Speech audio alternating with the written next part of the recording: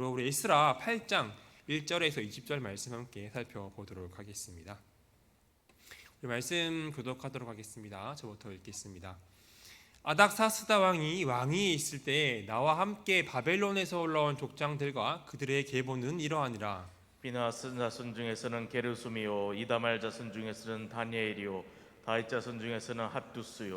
스가냐 자손 곧 바로스 자손 중에서는 스가랴니 그와 함께 족보에 기록된 남자가 150명이요. 바암 모압 자손 중에서는 스라야의 아들 엘요에네니 그와 함께 있는 남자가 200명이요. 스가냐 자손 중에서는 야하시엘의 아들이니 그와 함께 있는 남자가 300명이요. 아딘 자손 중에서는 요나단의 아들 에베시니 그와 함께 있는 남자가 50명이요. 엘람 자손 중에서는 아달리아의 아들 여사야니 그와 함께 있는 남자가 70명이요. 스바랴 자손 중에서는 미가엘의 아들 스바랴니 그와 함께 있는 남자가 80명이요. 요압 자손 중에서는 여히엘의 아들 오바댜니 그와 함께 있는 남자가 218명이요. 슬로밋 자손 중에서는 요시바의 아들이니 그와 함께 있는 남자가 160명이요. 베베 자손 중에서는 베베의 아들 스가랴니 그와 함께 있는 남자가 28명이요. 아스가 자손 중에서는 학가단의 아들 요하나니니 그와 함께 있는 남자가 110명이요. 아도니감 자손 중에 나중된 자의 이름은 엘리벨렉과 여우엘과 스마야니 그와 함께 있는 남자가 60명이요. 비그의 자손 중에서는 우데아 사부시니 그와 함께 있는 남자가 70명이었느니라. 내가 무리를 아하와로 흐르는 강가에 모으고 거기서 3일 동안 장막에 머물며 백성과 제사장들을 살핀즉 그 중에 레위 자손이 한 사람도 없는지라. 이에 모든 족장 곧 엘리에셀과 아리엘과 스마랴 엘라단과 야립과 엘라단과 나단과 스가라와 무슬람을 부르고 또 명철한 사람 요아립과 엘라단을 불러 가시바 지방으로 보내어 그곳 족장 이또에게 나아가게 하고 이또와 그의 형제 가시바 지방에 사는 느디님 사람들에게 할 말을 일러주고 우리 하나님의 성전을 위하여 섬길 자를 데리고 오라 하였더니 우리 하나님의 선한 선에 도우신이 있고 그들이 이스라엘의 손자 레위 아들 말리의 자손 중에서 한 명철한 사람을 데려오고 또 세레바 그의 아들들과 형제 18명과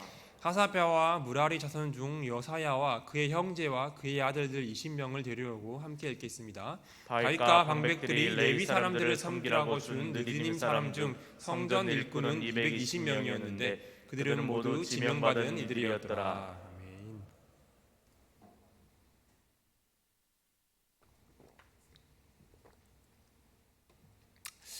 오늘의 본문은 우리 1절 말씀을 보게 되면 아닥사스다 왕이 있을 때에 나와 함께 바벨론에서 올라온 족장들과 그들의 계보는 이러하니라 라고 하면서 에스라와 함께 바벨론에서 귀환한 제2차 포로 귀환자에 대해서 다루고 있는 말씀입니다. 먼저 1절에서 아닥사스다 왕이 등장을 하는데요. 앞장인 7장에서 아닥사스다 왕이 조서를 내렸습니다. 제2차 포로 귀환이 하나님의 감동하심을 입은 아닥사스다 왕의 조서에 따라 이루어진 것이죠.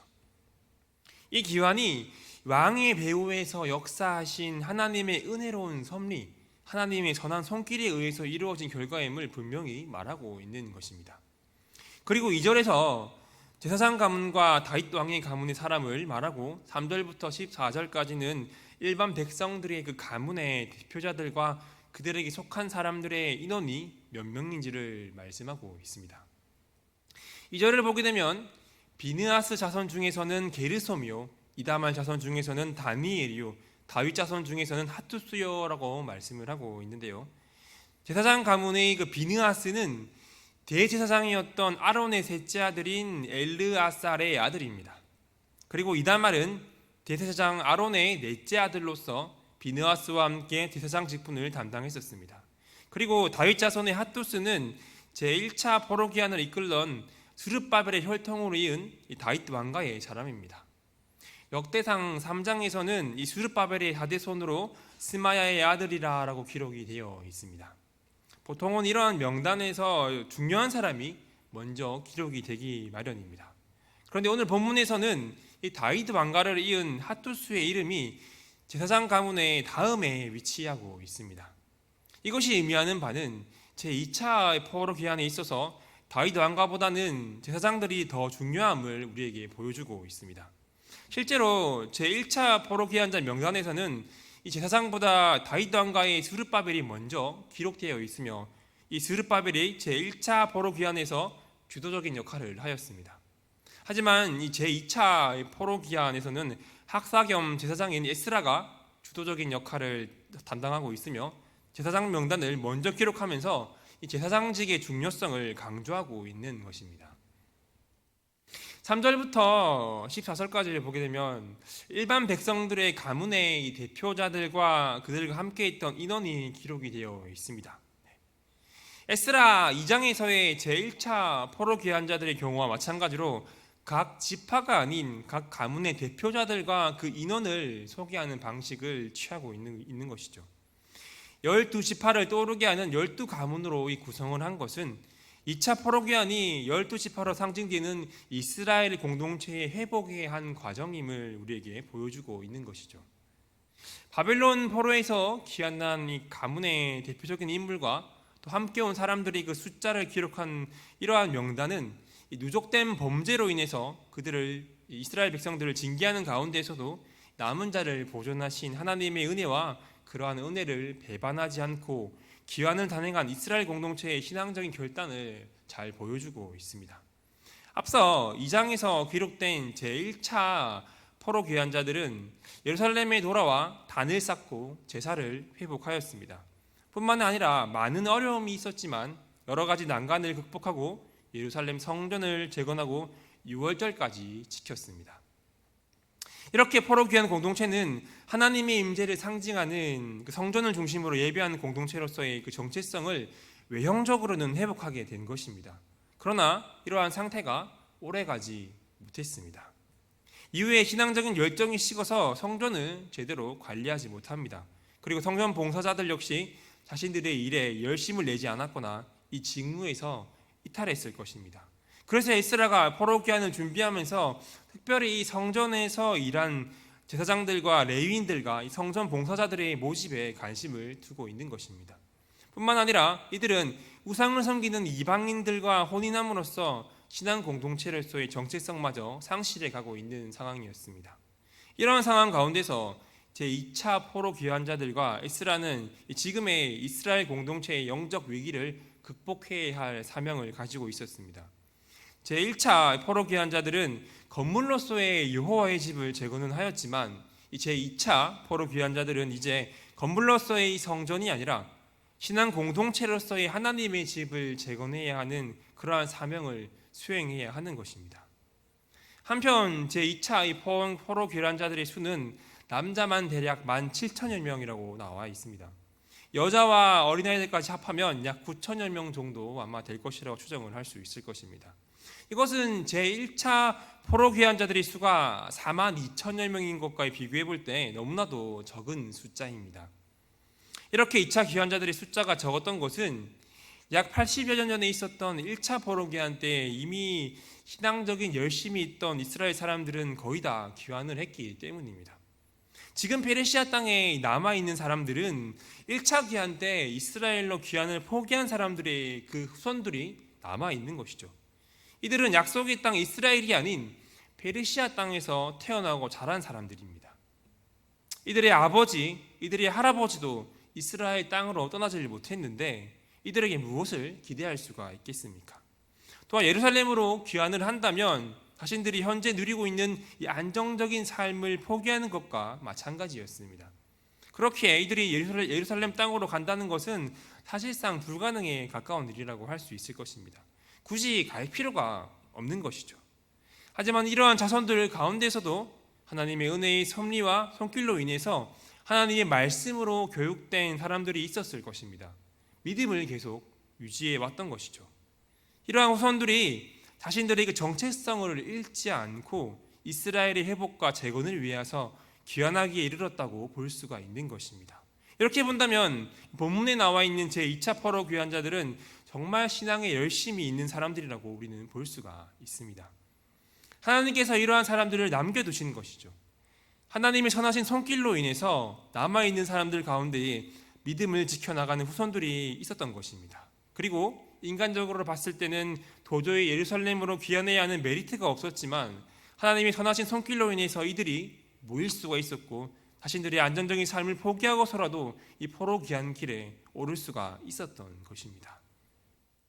15절을 보게 되면 이러한 제2차 귀환자들이 아하와로 흐르는 강가에 모여 있습니다. 이 아하와로 흐르는 강은 바벨론이나 페르시아 같은 고대 근동을 주름잡았던 그러한 나라를 발생시킨 유프라테스 강의 한 지류가 흐르는 평야지대로 추측을 하고 있습니다. 에스라는 이 지역에 예루살렘으로 귀환을 결정한 이스라엘 자손들을 모아서 그 계보와 그 숫자를 파악을 했던 것입니다. 에스라와 귀환자들은 이곳에서 3일 동안 장막에서 머뭅니다. 3일 동안이나 머물렀던 이유는 이들이 이제 예루살렘까지 가야 할 거리가 대략 1500여 킬로미터나 되었기 때문입니다. 이렇게 먼 거리를 수천 명이나 되는 사람이 가려면 많은 준비가 필요했었던 것이죠. 실제로 4개월 정도 걸렸다고 성경에서는 나와 있습니다. 가는 길에는 광야도 있을 것이고 또 이들을 노리는 도적대들도 있을 것입니다. 이러한 여러 가지 상황을 대비해서 장거리 이동을 하기 위해서는 철저히 준비해야 했습니다. 그런데 이렇게 모여서 준비하고 백성들을 살펴보는 가운데에 레위인이 한 사람도 없다는 것을 깨닫게 됩니다. 이 레위인들은 뭐 하는 사람들입니까? 레위인들은 제사장들은 아니지만 성전 예배를 수행하는 데 있어서 중요한 임무를 맡았던 성전 관리인들입니다. 이들은 제사를 위해서 제물을 잡고 집기를 준비하는 일들을 담당을 했습니다. 이러한 레위인들이 없다는 것은 이 성전 중심의 이스라엘 공동체를 재건하고자 하는 에스라와 이 귀환자들에게 있어서는 너무나도 심각한 문제였습니다. 그런데 이렇게 성전 예배를 준비하는 레위인들이 한 명도 함께하지 않았던 이유는 무엇일까요? 먼저는 성전에서 레위인들이 감당해야 할 업무와 일들이 매우 힘들고 어려웠기 때문입니다. 물론 그 일에 대한 보수가 형편없기도 했습니다. 게다가 페르시아 땅에서의 포로 생활 중에 이들 대부분이 새로운 직업을 가졌기 때문입니다. 굳이 예루살렘에 돌아가서 힘든 일을 하지 않아도 페르시아 땅에서 잘 먹고 편하게 살 수가 있는데 누가 돌아가겠습니까? 이들이 돌아가지 않는다고 누가 비난할 수가 있겠습니까? 저라도 인간적인 마음으로는 돌아가기가 싫을 것 같습니다. 그래서 에스라는 귀환을 포기한 이 레위인들을 설득해서 데려가야만 했습니다. 그래서 16장을 보게 되면 모든 족장, 여기서는 족장이라고 나와 있는데 족장이 아니라 각 가문에서 뛰어나고 영향력이 있는 지도자로 보면 될 것 같습니다. 이러한 지도자들로서 엘리에셀, 아리엘, 스마야, 엘라단, 야립, 엘라단, 나단, 스가랴, 무술람, 그리고 명철한 사람인 요아립과 엘라단을 부릅니다. 이렇게 영향력 있고 지혜로운 사람들을 모아서 포로 귀환에 응하지 않은 레위인들을 설득하고자 하는 것이죠. 에스라는 지도자들과 이 명철한 사람들을 가시바 지방으로 보냅니다. 그곳에 있는 레위인 지도자 이또와 유디님 사람들에게 전할 말을 알려주고 하나님의 성전을 위하여 섬길 자들을 데려오라고 말을 합니다. 여기서 레위인은 성전 예배를 준비하는 사람이라고 말씀을 드렸는데요. 유디님 사람들은 그렇다면 무엇을 하는 사람들이었을까요? 이 유디님 사람들은 성전 봉사를 담당하는 레위인들을 돕기 위한 사람들로서 성전에서 이 막리를 담당하던 이방 혈통의 사람들입니다. 20절 말씀을 보게 되면 다윗과 방백들이 레위 사람들을 섬기라고 준 느드님 사람이라고 표현을 하고 있습니다. 다윗 시대부터 제도화되어서 레위 사람들을 돕는 역할을 수행해 왔다는 것이죠. 이들이 성전에서 주로 하던 일은 성전에서 사용될 물을 깃거나 나무를 패거나 청소를 하는 것이었습니다. 레위인들보다도 더 고되고 허드렛 일을 하는 사람들이었던 것이죠. 이렇듯 이 레위인들과 느드님 사람들은 성전을 섬기는 사람들로서 꼭 필요한 사람들이었습니다.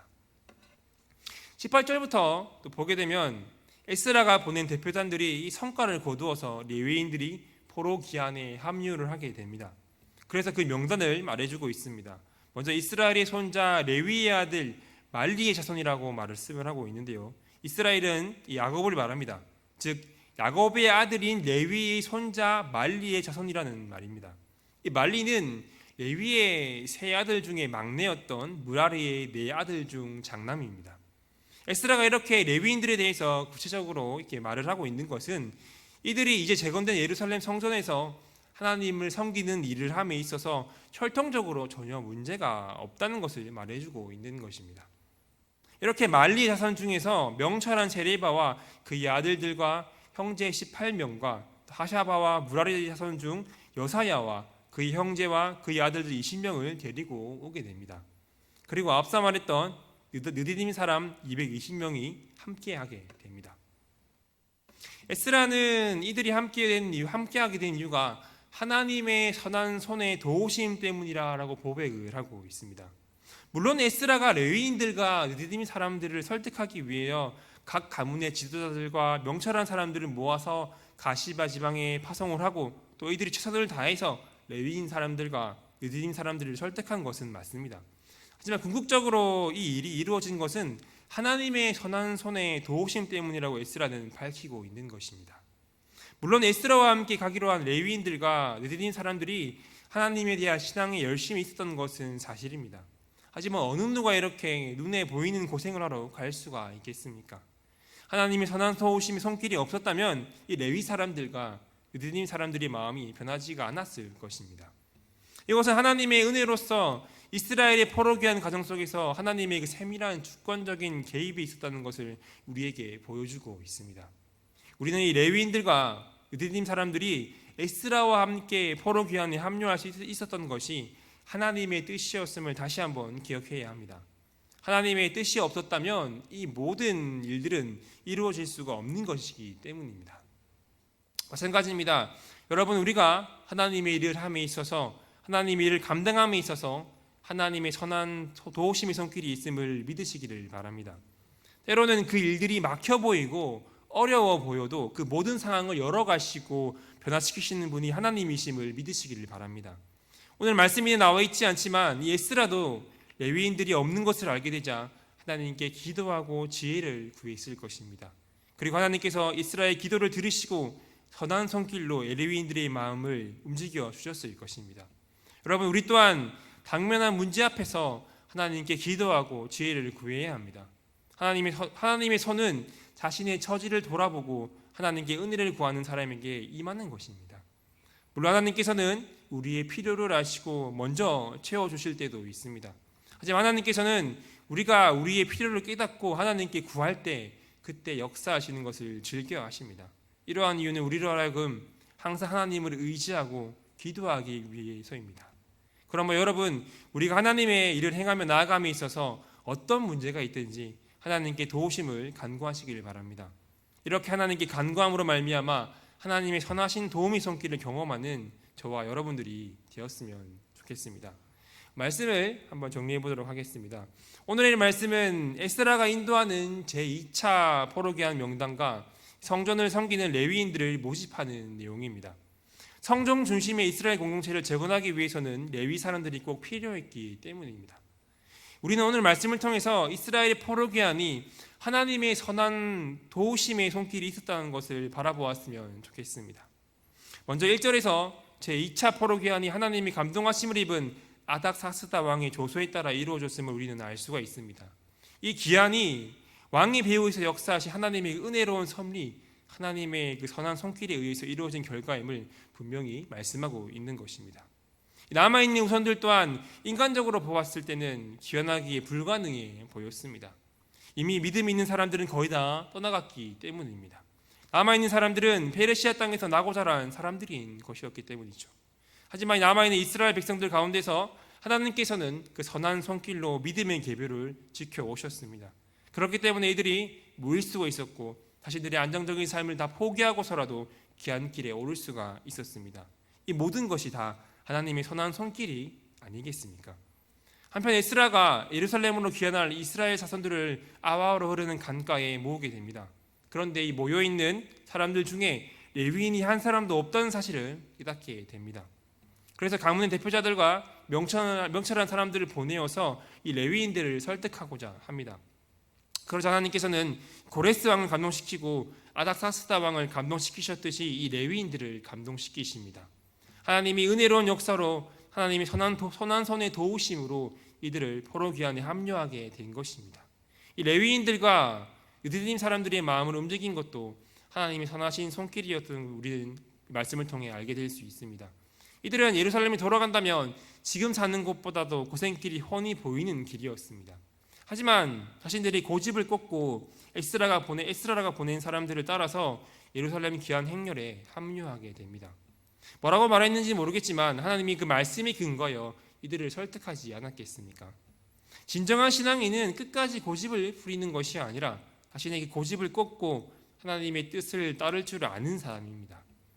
나의 고집을 꺾을 때 나를 향한 하나님의 선한 손길을 경험할 수 있게 될 것입니다. 내 고집이 아니라 하나님의 뜻을 따라 살아감으로 말미암아 나를 향한 하나님의 선한 손의 도우심을 경험하는 여러분들이 되었으면 좋겠습니다. 에스라가 하나님의 일을 감당할 때에 하나님께서 선한 손길로 에스라를 도우셨습니다. 이 외에도 2차 포로기한에서 우리는 하나님의 선한 손의 도우심을 계속해서 발견할 수가 있을 것입니다. 여러분, 우리가 하나님을 믿으며 믿음의 삶을 살아갈 때에 하나님께서 우리를 선한 손길로 인도해 가고 있으심을 믿으시기를 바랍니다. 우리의 인생과 삶을 돌아볼 때에 하나님의 선하신 손길이 미치지 않는 것은 하나도 없습니다. 신실하신 하나님께서 지금도 여전히 또 영원히 선한 손길로 우리를 도우시고 계십니다. 하나님께 기도하고 간구함으로 그 선한 도우심을 경험하고 고백하는 인생들이 되시기를 바랍니다. 하나님의 놀라운 역사 안에서 하나님의 크고 강한 손, 그 선한 손이 우리를 도우시며 우리를 인도하고 계십니다. 이 사실을 믿으며 또 이 땅을 살아가는 사랑누리 교회 성도님들이 되시기를 축복합니다. 기도하도록 하겠습니다. 기도하겠습니다. 하나님, 2차 포로기한 가운데에 이스라엘 백성들을 인도하시고 이끄셨던 하나님의 선한 손길, 그 도우심의 손길을 우리가 바라보게 됩니다. 포로기한의 모든 과정 속에서 하나님의 선한 손길이 미치지 않는 것은 하나도 없음을 믿습니다. 모든 것이 하나님의 역사 안에서 그 크고 강한 손, 그 선한 손 안에 있음을 우리가 믿습니다. 하나님, 우리의 인생과 삶을 돌아볼 때에도 하나님의 손길이 미치지 않는 것은 하나도 없음을 고백합니다. 하나님의 신실하신 그 손이 어제도 오늘도 내일도 우리를 도우시고 인도하심을 믿습니다. 우리가 항상 하나님을 의지하고 간구함으로 하나님의 선한 손의 도우심을 경험하기를 원합니다. 내 고집을 꺾고 하나님의 뜻을 따름으로 하나님의 선한 손길을 깨닫기를 원합니다. 우리를 언제나 가장 바른 길로, 가장 선한 길로 인도하시는 하나님의 선한 손길을 바라보며 이 땅을 살아가는 주님의 자녀들이 되게 하여 주시옵소서. 예수 그리스도의 이름으로 기도드리옵나이다. 아멘. 우리 시간